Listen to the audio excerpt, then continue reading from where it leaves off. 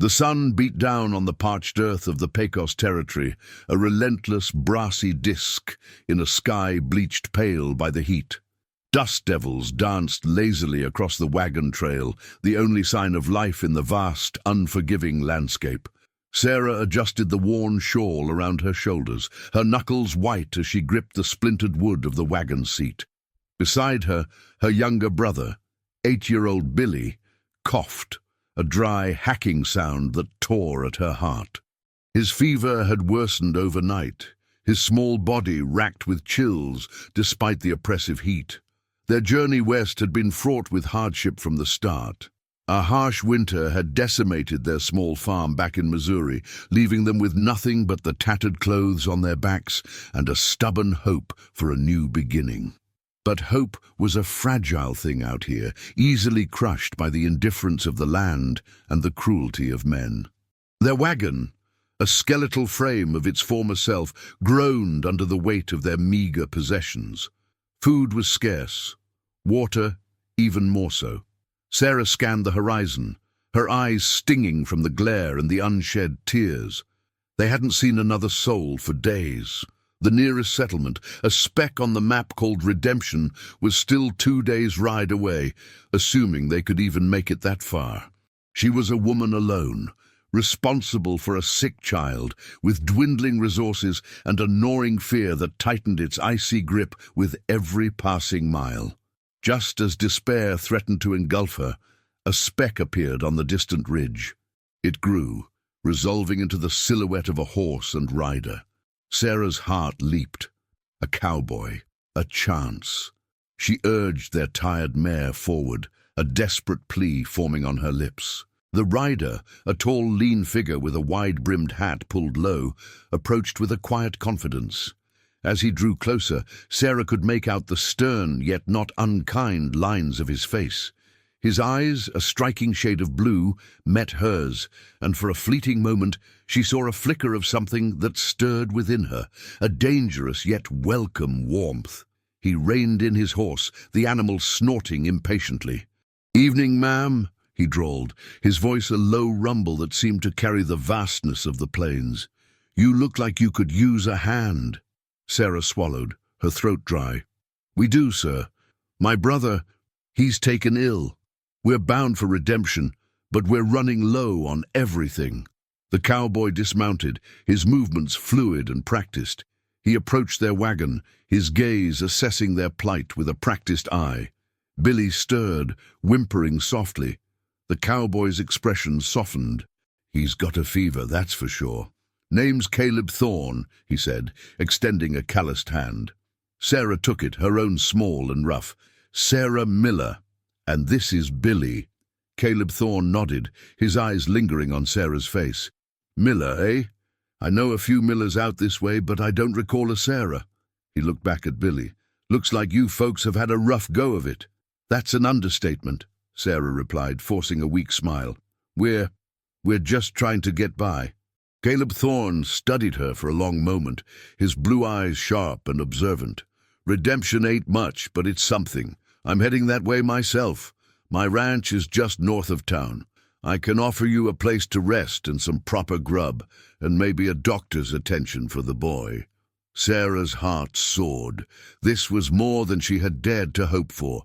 "Oh, sir, that would be a miracle." Caleb Thorne offered a ghost of a smile. "No miracles out here, Mum. Just folks helping folks when they can. Saddle up if you're able. We'll make good time before sundown." As Sarah began to gather their few belongings, a sense of cautious optimism began to bloom within her. Perhaps, just perhaps, their luck was finally starting to turn. The Thorne Ranch was an oasis in the dusty expanse, a sprawling structure of weathered wood and stone. It exuded an aura of quiet prosperity. A windmill, a marvel of engineering, turned lazily, its blades catching the last rays of the setting sun, pumping water into a trough where several horses drank their fill. The air was alive with the scent of pine and dry earth, a welcome change from the stagnant air of the wagon. Caleb Thorne led them to a small, clean cabin set apart from the main house. It was simple but comfortable, with a cot, a washstand, and a small window that offered a view of the stars beginning to prick the darkening sky. "This'll be your home for as long as you need it," Caleb said, his voice still that same low rumble. "I'll have my cook Martha bring over some stew for you and the boy, and I'll send for Doc Evans first thing in the morning. He's a good man, knows his business." Sarah's gratitude was overwhelming. "You are too kind, Mr. Thorne. I don't know how to thank you." Caleb Thorne's gaze met hers again, and this time the warmth she'd glimpsed earlier was more pronounced. "Just get your brother well, Mom. That's thanks enough." He hesitated for a moment. "Sarah," he said, the name rolling off his tongue with a gentle familiarity. "You and Billy are welcome here. No need for pretense. This is a working ranch, but we make room for folks who need it." Martha, a stout woman with kind eyes and a no-nonsense demeanor, soon arrived with a steaming bowl of hearty stew. She fussed over Billy, her hands gentle as she helped Sarah coax some broth between his lips. The stew was delicious, a savory blend of beef and root vegetables, a feast after their meager rations. As Sarah watched Billy finally drift into a restless sleep, she felt a profound sense of relief. For the first time in weeks, the crushing weight of her responsibilities seemed to lift, replaced by a fragile sense of security. She looked out the window at the vast, star-strewn sky, a canvas of cosmic indifference that somehow felt less threatening tonight. Caleb Thorne had been a stranger, a chance encounter on a lonely road, yet he had offered them sanctuary, kindness, and a glimmer of hope. Sarah found herself thinking about his quiet strength, the directness of his gaze, the surprising gentleness beneath his rugged exterior. She pushed the thoughts away. She was a woman with a sick child and a precarious future. Distractions were a luxury she couldn't afford. The next morning, Doc Evans arrived. He was a man of few words, his examination of Billy thorough and efficient. "He's got a bad case of the summer grip," he pronounced, a grim set to his jaw. "But he's young, and with rest and good care he'll pull through." He prescribed a potent-smelling tonic and advised Sarah to keep him cool and hydrated. Caleb Thorne, ever present, ensured Sarah had everything she needed. He brought fresh water, helped Martha tend to the cabin, and even spent time sitting by Billy's bedside, his deep voice a soothing presence as he recounted tales of the ranch. Sarah found herself watching him, observing the easy way he moved, the quiet authority he commanded. He was a man of the West, strong and self-reliant, yet there was a thoughtfulness about him that intrigued her. As Billy slowly began to recover, Sarah found herself drawn into the rhythm of ranch life. She helped Martha in the kitchen, her hands, once accustomed to the soil, now learning to knead dough and chop vegetables. She spent hours watching the cowboys, their movements efficient and their camaraderie evident. And she found herself increasingly in Caleb Thorne's company. He spoke of his dreams for the ranch, his vision for a future built on hard work and integrity. Sarah, in turn, shared stories of her life back in Missouri, of the farm she had loved, the community she had lost. A silent understanding began to grow between them, a quiet acknowledgement of shared solitude and unspoken desires. The vastness of the plains, once a symbol of her desolation, now seemed to hold a promise of something more. The days bled into weeks, and Billy, his cheeks regaining their color, was almost as boisterous as ever. Sarah, however, found herself increasingly unsettled. While the Thorne Ranch offered a haven, it also harbored its own set of unspoken tensions. Caleb Thorne was a man of few words about his past, but his ranch foreman, a burly, taciturn man named Jedediah, was not. Jedediah had been with Caleb since the early days, and his loyalty was fierce, bordering on possessive. Sarah caught him watching her with an unnerving intensity, his eyes lingering on her longer than was comfortable. She'd also noticed the way he sometimes bristled when Caleb was particularly attentive to her. One evening, as Sarah was helping Martha with the dishes, Jedediah entered the kitchen. He poured himself a generous measure of whiskey from a decanter on the sideboard and downed it in a single gulp. "You're a long way from home, Miss Miller," he said, his voice rough, like stones grinding together. Sarah turned, a polite smile on her face. "I am Mr. Jedediah, but I'm grateful for the hospitality." Jedediah scoffed, a humorless sound. "Hospitality? Thorne's a generous man to a fault, sometimes too generous." He took another swig of whiskey. "This ranch is built on sweat and blood, and some folks don't take kindly to strangers getting too comfortable." Sarah's smile faltered. "I assure you, Mr. Jedediah, I have no intentions of overstaying my welcome."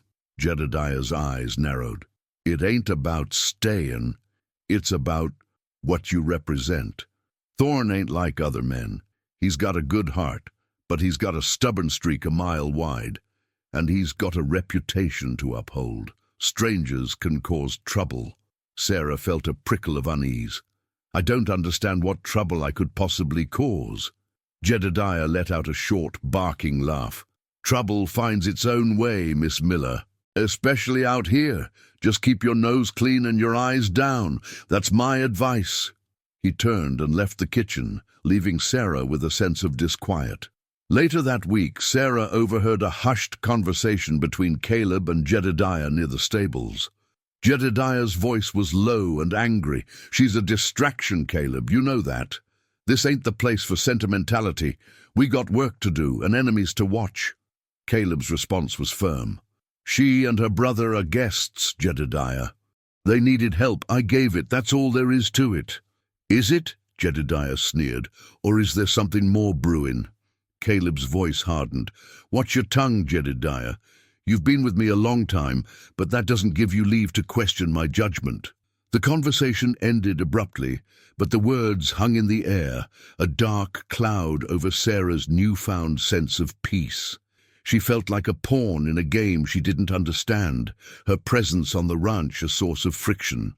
The kindness of Caleb Thorne was beginning to feel tainted by an undercurrent of something dangerous. She couldn't shake the feeling that she and Billy were walking on thin ice, and any misstep could send them plunging into the shadows that lurked just beyond the warm glow of the ranch house. The relentless sun continued its reign, and the land began to show the strain.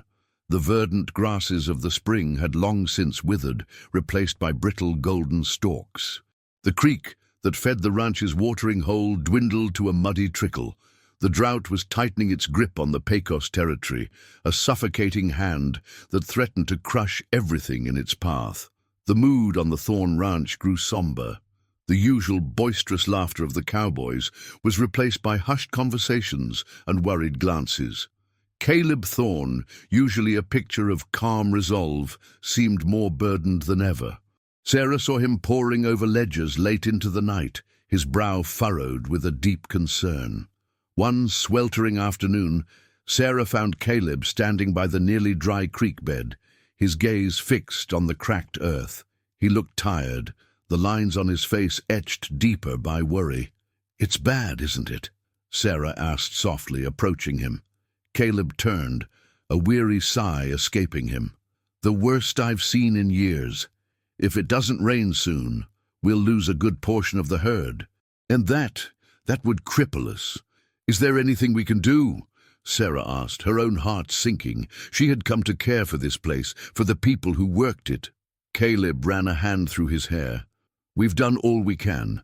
Rationing water, moving the cattle to the north pastures where there's still some feed, but without rain." He trailed off, the unspoken threat hanging heavy in the air. "I overheard you and Jedediah talking," Sarah ventured, her voice barely above a whisper. "About enemies." Caleb's gaze met hers, and for the first time she saw a flicker of vulnerability in his usually stoic eyes. "This land, it's not always kind, Sarah. And there are men who would see a ranch like this fail. Men who've got their own greedy eyes on it." "Who?" Sarah pressed, a knot of fear tightening in her stomach. "A man named Silas Croft," Caleb said, his voice hardening with a quiet intensity. "He's got a ranch further south. He's been trying to buy me out for years. When I refused, he started making things difficult, rustling cattle, starting fires, spreading rumors. "But surely the law," Sarah began. Caleb gave a short, bitter laugh. "The law is a long way from here, Sarah, and Silas Croft has friends in low places. He knows how to play the game." Sarah realized then the true depth of the challenges Caleb faced. His kindness to her and Billy was not just a matter of compassion. It was a reflection of his character, a character that others sought to exploit and destroy. She also understood Jedediah's apprehension. In a place where every resource was precious and enemies lurked, Sarah's presence and her growing closeness to Caleb could indeed be seen as a potential vulnerability. The drought was not just a natural disaster, it was a weapon being wielded against Caleb Thorne, and the financial strain it was placing on the ranch was exactly what Silas Croft was waiting for. Sarah felt a surge of protectiveness towards Caleb, a desire to help him weather this storm, both literal and metaphorical. But how could she, a penniless widow with a young son, possibly contribute to a man like Silas Croft? The air crackled with an unspoken tension. The drought had forced Caleb to move a significant portion of his herd to the northern pastures, a region bordering the lawless scrublands. It was a calculated risk, but the alternative was watching his cattle starve. Jedediah, as always, was a shadow at Caleb's side, his vigilance a constant, unnerving presence. One moonless night, the stillness of the plains was shattered by the thunder of hooves. Shouts echoed in the darkness, followed by the frantic lowing of cattle. Rustlers. Silas Croft's men, no doubt. Caleb, his rifle in hand, sprang into action. "Jedediah, get the men! We're losing cattle!" The ranch erupted in a flurry of activity. Cowboys scrambled for their horses and rifles, their faces grim in the flickering lantern light. Sarah, her heart pounding in her chest, held Billy close, whispering reassurances she didn't feel herself. She watched from the cabin window as Caleb, a silhouette against the chaos, rode out with his men, his courage a beacon in the swirling dust and fear. The night was a blur of distant gunshots and the cries of men. Sarah prayed for their safety, for Caleb's return. She found herself inexplicably tied to his fate, his well-being suddenly as important to her as her own or Billy's. As dawn approached, the sounds of conflict faded. A grim silence descended, broken only by the distant cries of coyotes. Then, one by one, the cowboys began to return, and with them, a somber procession of wounded men. Caleb rode in last, his face streaked with dirt and blood, a deep gash on his forehead. He dismounted slowly, his movements stiff with exhaustion and pain. Sarah rushed to his side, a desperate cry escaping her. "Caleb!" He looked at her, his blue eyes clouded with fatigue. "We stopped them, Sarah," he rasped, his voice raw. "But we lost a good number of cattle, and 2 of the men—" The news struck Sarah like a physical blow. The fight was not just against nature, it was a brutal, human conflict, waged with bullets and desperation. She saw the weary resignation on the faces of the men, the grim determination to carry on. Jedediah approached Caleb, his own face a mask of grim satisfaction. "Croft's men won't be back any time soon, boss. We gave 'em a proper send-off." He glanced at Sarah, a subtle smirk playing on his lips. "Seems like we needed all our hands on deck tonight, eh, Caleb?" Caleb shot Jedediah a warning look, but his focus was on Sarah. He reached out, his rough hand gently brushing a stray strand of hair from her face. "Are you and Billy all right?" "We are," Sarah whispered, her voice thick with emotion. The simple gesture, the concern in his eyes, pierced through her fear and her apprehension about Jedediah. In that moment, all that mattered was the shared vulnerability, the quiet strength that bound them together in this harsh land. The rustling was a direct blow to Caleb's finances, and coupled with the drought, it pushed him to the brink. Silas Croft was playing his hand, and it was a dangerous one. Sarah knew that standing by and watching was no longer an option. She had to find a way to help, to contribute, to prove that she was more than just another mouth to feed on a struggling ranch. The days following the rustling were somber. The lost cattle were a heavy blow, and the persistent drought offered no respite. The ranch operated under a cloud of anxiety, the spectre of financial ruin looming large. Caleb Thorne, though stoic, carried the weight of his responsibilities with a visible strain. Sarah watched him, her heart aching. She knew she had to do something, anything, to ease his burden. Her skills as a farmer were of little use on a cattle ranch, but she possessed a sharp mind and a resourcefulness honed by years of making do with little. One afternoon, while helping Martha sort through the ranch's dwindling supplies, Sarah noticed a large crate of dried herbs and spices. "Martha," she began, "what do we do with all these?" Martha sighed. "Caleb orders them in bulk, some for the kitchen, but most of it just sits. Seems a shame, though. Some of these smell mighty fine." An idea sparked in Sarah's mind. "Back home," she said, "my mother used to make her own remedies, poultices for wounds, teas for coughs. She even sold them in town. People swore by them." Martha looked intrigued. "You mean like doctoring?" "Not exactly," Sarah explained. "More like natural cures, using what nature provides. The herbs we have here, they could be used for more than just seasoning. We could make salves for the cowboys' cuts and scrapes, soothing teas for fevers, even insect repellent, things that can help keep folks healthy and working." Martha's eyes lit up. "Well, I'll be. You might be onto something, Sarah. We spend a fortune on store-bought remedies that don't always do the trick." Together, they began to experiment. Sarah's knowledge of herbs, combined with Martha's practical skills, proved to be a potent combination.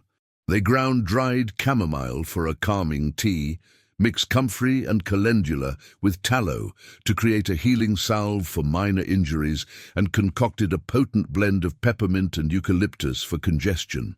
Sarah presented her findings to Caleb one evening.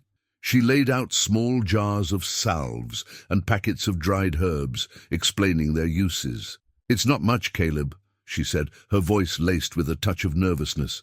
"But if these can help keep the men working, if they can save us a little on expensive tinctures—" Caleb examined the salves, sniffing the invigorating scents. His usual stoic expression softened with a hint of wonder. He picked up a small jar of the healing salve. "This smells clean, like the earth after a rain." He looked at Sarah, his blue eyes filled with a gratitude that went deeper than words. "Sarah, this is remarkable. You've taken something we had and made it into something useful, something that can truly help." He then proposed an idea. "We sell these in redemption, not just to the townsfolk, but to travelers passing through. If they're good, and I have no doubt they will be, people will pay for them. It could bring in a much-needed income." Sarah's heart swelled with pride and a renewed sense of purpose.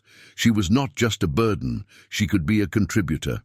Her hands, once tending a failing farm, were now creating healing remedies in the heart of the unforgiving West. The drought and the rustlers had threatened to break Caleb Thorne, but Sarah's ingenuity was offering a small, yet significant, lifeline. The success of Sarah's herbal remedies brought a subtle shift to the Thorne Ranch. The small income generated from their sales in redemption provided a much-needed boost to Caleb's finances, a tangible victory against the relentless pressures of the drought and Silas Croft. The cowboys, initially skeptical, now sought out Sarah's salves and teas for their aches and pains, their respect for her growing with each effective treatment. Jedediah, however, remained a dissonant note in the otherwise harmonious atmosphere. He watched Sarah's increasing influence with a simmering resentment, his dark eyes often fixed on her with an expression that Sarah couldn't quite decipher. Suspicion, perhaps, or envy. One afternoon, while Sarah was gathering herbs in a secluded part of the ranch, Jedediah approached her. The air between them was thick with unspoken animosity. "You've certainly made yourself useful, Miss Miller," Jedediah said, his voice laced with a sarcastic edge. "Caleb seems to think quite highly of your talents." Sarah kept her back to him as she carefully plucked a sprig of lavender. "I'm just trying to help where I can, Mr. Jedediah."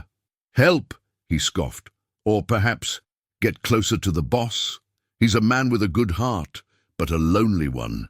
Easy to prey on, some might say." Sarah turned, her own eyes flashing with indignation. "I am not preying on anyone, Mr. Jedediah. I'm simply a woman trying to make a life for myself and my brother in a difficult world, and I have no designs on Mr. Thorne." Jedediah took a step closer, his shadow falling over her. "No designs? You think I haven't seen the way you look at him? The way he looks at you? It's dangerous, Miss Miller. This ranch has enough enemies without you stirring up trouble from the inside." "The only trouble I see," Sarah retorted, her voice steady, "is the one you seem determined to create." Jedediah's jaw tightened. "Just remember who kept this ranch running when times were tough, who was here before you, and who will be here after you're gone." He turned abruptly and walked away, leaving Sarah shaken but resolute. Despite Jedediah's veiled threats, Sarah found herself increasingly drawn to Caleb Thorne. His quiet strength, his integrity, and the vulnerability she had glimpsed beneath his gruff exterior resonated deeply within her. They spent more time together, discussing the ranch, their hopes for the future, and the challenges they faced. Caleb shared his concerns about Silas Croft, about the constant threat of more raids and legal maneuvers. Sarah, in turn, found herself confiding in him, her fears and anxieties finding a sympathetic ear. One evening, as they stood on the porch, watching the sun dip below the horizon, painting the sky in hues of orange and purple, Caleb turned to Sarah.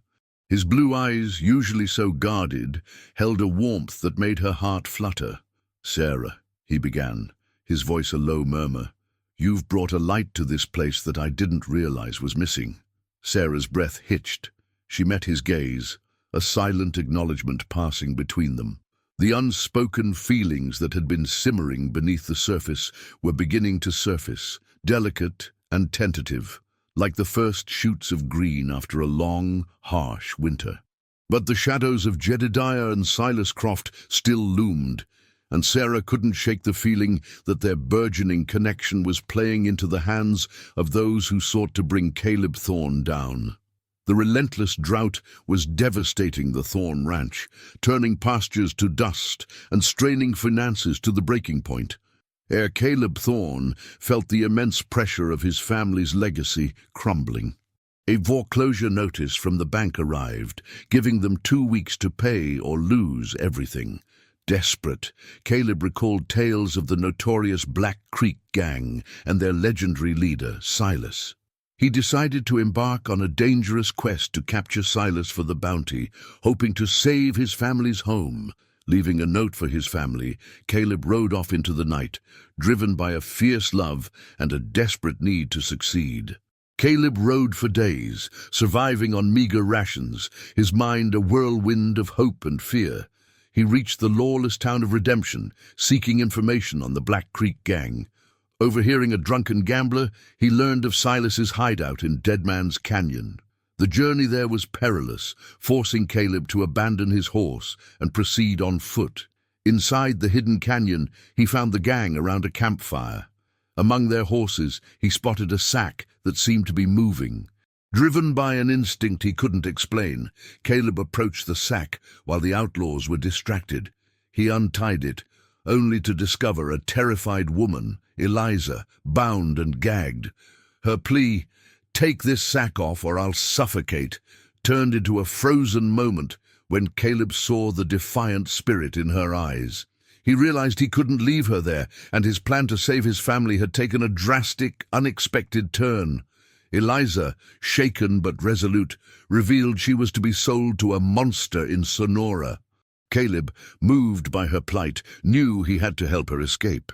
He quickly untied her, and together they stealthily made their way out of the canyon on horseback, leaving the slumbering outlaws behind. They rode through the night, a fragile bond forming between them in the shared silence and the rhythmic beat of the horses' hooves. As dawn broke, they found a secluded spot by a creek. Eliza, overwhelmed with exhaustion and relief, wept. Caleb comforted her, acknowledging his own failed mission for gold, but recognizing the importance of his decision to save her. He was still broke, his family's ranch still in peril, but he had found a new purpose in protecting Eliza.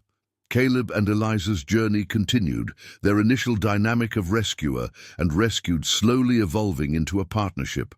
Eliza, a former schoolteacher, shared stories of her stolen life, while Caleb confessed his desperation and the folly of his original plan. Eliza's understanding and empathy soothed his guilt, and a quiet connection began to grow between them.